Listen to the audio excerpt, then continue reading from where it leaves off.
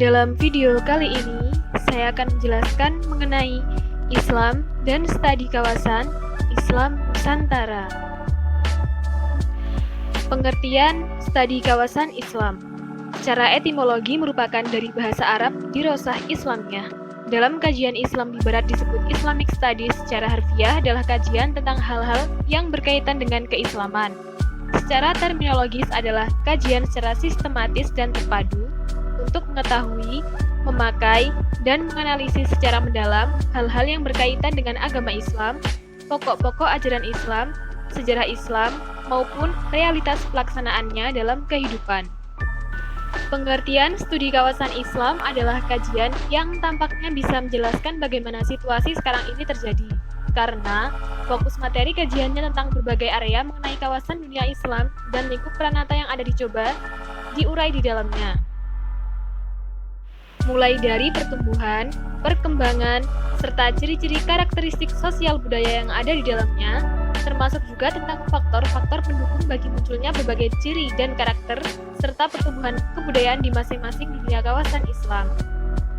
Dengan demikian, secara formal objek studinya harus meliputi aspek-aspek geografis, demografis, historis, bahasa, serta berbagai perkembangan sosial dan budaya, yang merupakan ciri-ciri umum dari keseluruhan perkembangan yang ada pada setiap kawasan budaya. Asal-usul studi kawasan Islam. Para ahli kenegaraan sejak zaman Yunani sekitar tahun 450-an sebelum Masehi telah memperhatikan persoalan hubungan antar batas-batas wilayah sebuah negara. Ptolemy, Thukydides, Hecateuus, dan Herodotus merupakan sejarawan Yunani yang cukup intens dengan kajian-kajian wilayah yang dikenalnya, baik melalui cerita orang maupun dari hasil pengamatan terhadap wilayah-wilayah yang mereka kunjungi. Selain sejarawan, mereka juga pengelana. 1300 tahun kemudian, kaum muslimin memiliki kemampuan yang luar biasa dalam mengembangkan studi kawasan ini dengan berbagai corak ragam yang lebih dinamis lagi. Karya-karya mereka telah melampaui sejarawan Yunani, di mana pembahasannya bukan lagi berbicara tentang realitas sejarah, tetapi lebih maju lagi, yaitu cara-cara menanganinya. Munculnya berbagai karya sejarah dengan tema-tema kajian wilayah dimulai dari awal penciptaan sampai di bumi umat manusia, merupakan kajian-kajian yang sangat populer dan hampir dapat ditemukan dalam karya-karya sejarah klasik Islam. Oleh karena itu, karya-karya tentang geografi dan sejarah telah menjadi bagian penting dan tidak terpisahkan dari perkembangan historiografi Islam secara umum. Islam Nusantara merupakan model pemikiran pemahaman dan pengawalan ajaran-ajaran Islam yang dikemas melalui pertimbangan budaya atau tradisi yang berkembang di wilayah Asia Tenggara, sehingga mencerminkan identitas Islam yang bernuansa metodologis. Identitas ini ketika disosialisasikan di kalangan umat Islam, khususnya para pemikir, direspon dengan tanggapan yang kontroversial. Ada yang menolak identitas Islam Nusantara itu karena Islam itu hanya satu, yaitu Islam yang diajarkan oleh Nabi. Sebaliknya, banyak pemikir Islam yang menerima identitas Islam Nusantara itu. Bagi mereka, Islam hanya satu itu benar secara substantif, tetapi ekspresinya beragam sekali, termasuk Islam Nusantara.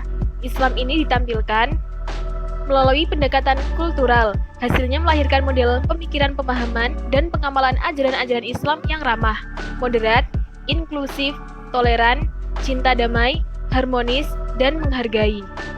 Keberagaman Islam demikian ini terjadi lantaran perjumpaan Islam dengan budaya atau tradisi lokal, khususnya Jawa, yang biasa disebut akulturasi budaya. Islam Indonesia patut menjadi contoh cara berislam yang demikian. Model Islam yang serba menunjukkan ini perlu dipublikasikan secara internasional dan diharapkan mampu menggugurkan persepsi dunia bahwa Islam itu penuh kekerasan.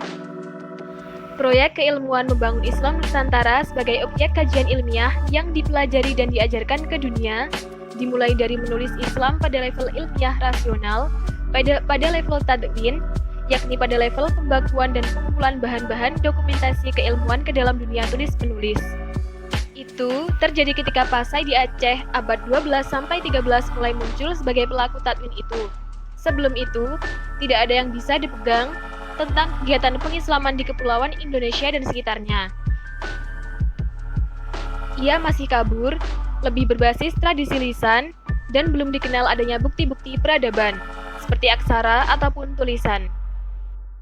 Baru di Pasailah, kita bisa berbicara tentang proses islamisasi secara ilmiah, sebuah tradisi alim, karena sudah terbentuk satu bukti peradaban unggulan, yakni adanya aksara dan bukti kegiatan tulis-menulis. Salah satu bukti itu yang sampai kepada kita hingga kini adalah teks Hikayat Raja-Raja Pasai dari abad 14. Sekali peristiwa pada zaman Nabi Muhammad Rasulullah SAW, tatkala lagi hayat hadirat yang mulia itu, maka bersabda ia pada sahabat baginda di Mekah. Demikian sabda baginda, bahwa ada sepeninggal wafat itu, ada sebuah negeri di bawah angin yang dikenal samudra. Apabila ada didengar khabar negeri itu, maka kamu suruh sebuah kapal membawa perkakas alat kerajaan, dan kamu bawa ia orang dalam negeri. Kesatuan, keislaman, dan kenusantaraan adalah hasil konstruksi dua lapis para ulama terutama dalam pandangan Ahlus Sunnah wal Jamaah. Pertama, ada pengakuan akan jasa para keluarga Ahlul Bait keturunan Rasulullah SAW, terutama para ulama Sayyid atau keturunan Sayyidina Al-Husain bin Abi Thalib dalam pengislaman Nusantara. Kedua, ada juga pengakuan bahwa kita juga bisa bersuara dan berkontribusi positif bagi proses pengislaman itu dengan mengangkat suara-suara kekitaan kita.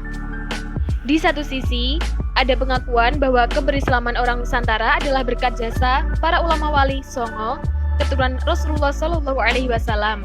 Namun di sisi lain, mereka juga bernegosiasi bagaimana suara-suara kenusantaraan kita juga terangkat. Strategi dua lapis itu kemudian dituangkan dalam teks-teks Islam Nusantara untuk menggambarkan kesatuan keislaman dan kenusantaraan itu. Demikian itu yang dapat saya sampaikan. Kurang dan lebihnya saya mohon maaf. Wassalamualaikum warahmatullahi wabarakatuh.